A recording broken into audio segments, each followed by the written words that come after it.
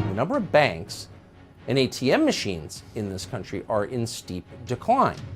Far fewer than there were just a few years ago. And in some countries like Australia, they're going away at high speed. So this is not something that anyone voted on. This is something that they're just doing, whether you like it or not. So you can say we have cash, but if you can't get cash, then do you really have cash? So where's this going? That's the question we want to assess tonight.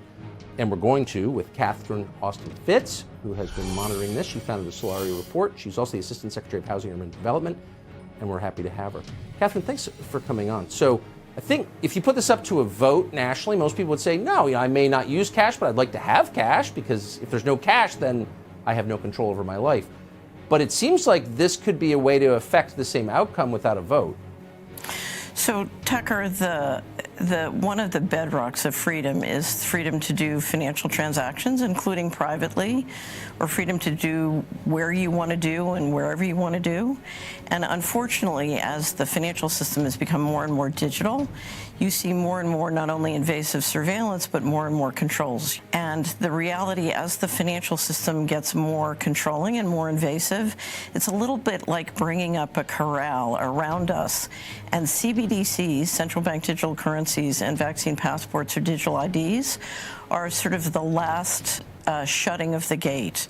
It's hard for many people to imagine the risks here because we're so used to living with financial transaction freedom, and we don't understand that when this gate closes on us, we literally will be sitting in a system where the central banks believe that our assets belong to them, and they can dictate where we can spend money and what we can spend money on. The important thing to understand is central bank digital currencies are not currencies. It's a financial transaction control grid, and it gives the ability for the central bankers, and they've said this publicly, the ability to not only set the rules centrally, but enforce the rules centrally. If you don't behave, you can have your money turned off. You know, you keep hearing people on television say cash is for criminals. Why would you need cash if you're not doing something bad? Why are so few financial journalists pointing out that actually if cash goes away, so does any power you might have had over your own life?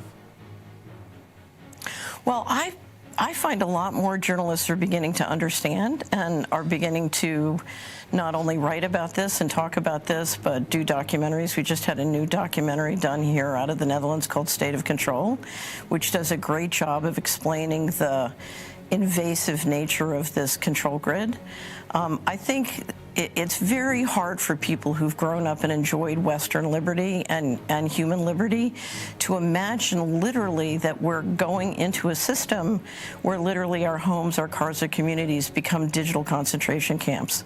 So if you've enjoyed liberty, it's very hard to perceive this iceberg before you hit it. And that's why it's so important, and I commend you for talking about CBDCs, because we need to not let the propaganda persuade us that, one, this is convenient, or two, that we need this, or three, we need to understand not only the dangers of CBDCs, but the opportunities if we start to reverse financial tyranny. We've seen the financial system engineered using the federal credit to increase inequality and centralize political and economic control, and it's shrinking our wealth and it's shrinking our economy.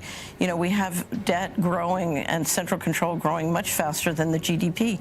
That can be reversed. So the opportunity of rejecting financial tyranny and financial transaction control is so important. And all over the United States, there are great state legislatures working on legislation and passing legislation to protect our right to use cash, increasingly talking about state bullion depositories, state sovereign banks. There are many people doing this, and if you look at what they're doing, when it succeeds, it can really reinvigorate our economy. And so don't forget the opportunity of rejecting this. Right. I think when people understand it, that's the first step.